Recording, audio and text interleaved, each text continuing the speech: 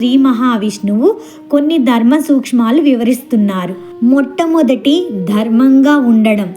తాను ఏ ధర్మమందు జన్మించాడో, తాను ఏ ధర్మం కోసం కట్టుబడి ఉంటాడో, ఎవరి కార్యములు వారు ఆచరిస్తూ ఉంటారో వారి యందు నీ అనుగ్రహాన్ని పెంపొందించు.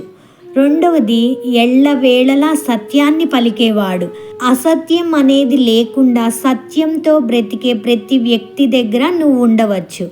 3, ఎప్పుడూ తన వారి కోసమే కాకుండా తన తోటి వారి కోసం, సమస్త ప్రాణి కోసం కూడా జీవించే వ్యక్తి దగ్గర నువ్వు సంపూర్ణంగా ఉండవచ్చు.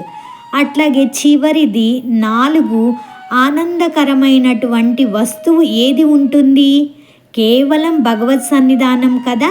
భగవత్ సన్నిధానం కోసం భగవత్ కార్యములు చేసేవాడి దగ్గర నువ్వు ఉండు. వీళ్ళ నలుగురి దగ్గర ఎటువంటి సందేహం లేకుండా నువ్వు ఉండవచ్చు అని చెప్పాడు.